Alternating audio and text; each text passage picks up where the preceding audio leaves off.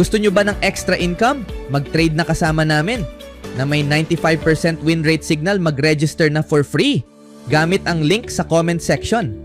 Matindi ang bawi sa Game 2. Naranasan na ito ng Thunder sa Nuggets sa Game 1. Puro blowout ang kasunod. At Jimmy Butler nagustuhan ang ginawa ngayon ni Curry na ilantad ang kahinaan ng Warriors. Sa mabuti man o masama, isang nakakakilabot na pakiramdam ng pagkapamilyar ang bumalot sa Oklahoma City Thunder nang tumunog ang final buzzer nitong araw ng Biyernes. Nasungkit ng Indiana Pacers ang Game 1 ng NBA Finals matapos kunin ang kanilang kauna-unahang lead sa buong laro sa pamamagitan ng 21 talampakan na pull-up jumper ni Tyrese Haliburton. Sa huli, nanalo ang Pacers mula sa 15 puntos na deficit mula sa Thunder sa ika-4 na quarter para sa isang nakakagulat na panalo sa mismong Paycom Center. Ito pa lamang ang ikalawang beses na natalo ang Thunder sa home court ngayong postseason. At ang pagkatalo ay halos kapareho ng huling beses na nabigo sila sa Paycom Center noong Game 1 ng Western Conference Semifinals kontra sa Denver Nuggets. Sa larong iyon, nawala rin ang kanilang 13 puntos na lead sa kalagitnaan ng ika-4 na quarter at naagaw ng Nuggets ang panalo sa pamamagitan ng isang 3-pointer ni Aaron Gordon na may 2.8 seconds remaining. Well, it sucks! Ani ni Thunder forward Jalen Williams habang sinasalarawan ang sakit ng pagkatalo sa pagbubukas ng finals. But we have been here before.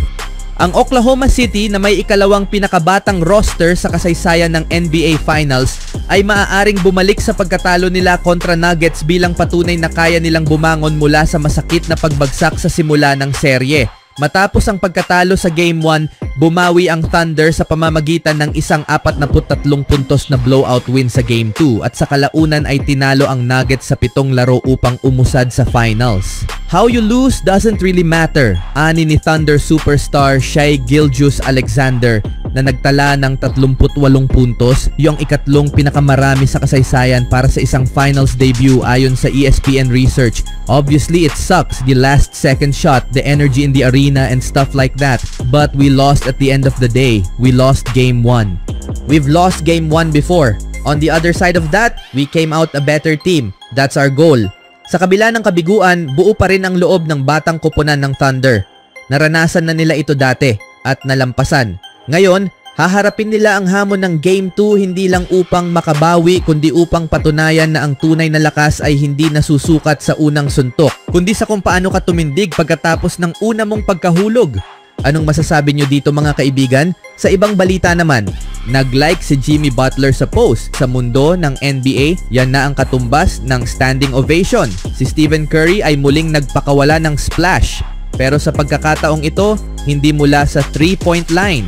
Sa Instagram, ibinahagi ng Warrior star ang behind-the-scenes na video ng kanyang shootout challenge kasama ang YouTube superstar na si Mr. Beast na kinunan noong All-Star Weekend sa Bay Area.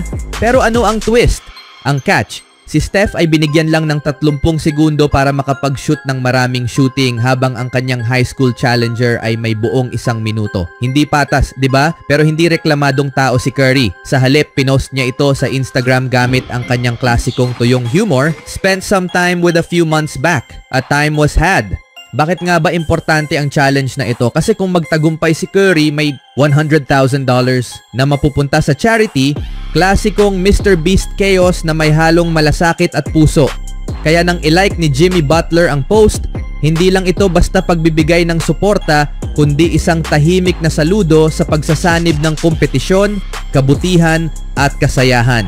Siyempre, alam ni Jimmy kung kailan dapat igalang ang isang laban na may layunin. Ang video ay kumakalat na sa social media at muling pinapaalala sa lahat kung bakit si Curry ay that guy kahit pa wala sa playoff spotlight. Samantala, ang madaling samahan sa pagitan ni Steph at Jimmy ay paalala na ang espiritu ng Warriors at NBA Brotherhood ay lampas pa sa court.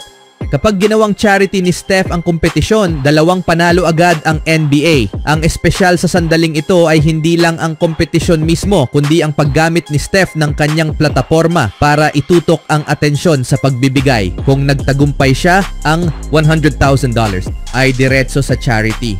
Isa ito sa mga layuning matagal nang isinusulong ni Steph, pagsasama ng bangis ng kompetisyon at taos-pusong hangarin na makagawa ng pagbabago. Pero hindi bago kay Curry ang ganitong advokasya. Sa paglipas ng mga taon, siya at ang kanyang asawa na si Ayesha ay naging haligi ng philanthropy sa pamamagitan ng kanilang foundation na Eat, Learn, Play na nakatuon sa pagtatapos ng gutom sa kabataan, pagsuporta sa edukasyon at pagtaguyod ng pisikal na aktibidad para sa mga bata. Ang challenge na ito kasama si Mr. Beast ay swak na swak sa misyon nila at gamitin ang kasikatan para sa positibong epekto habang hindi nawawala ang kompetitibong apoy.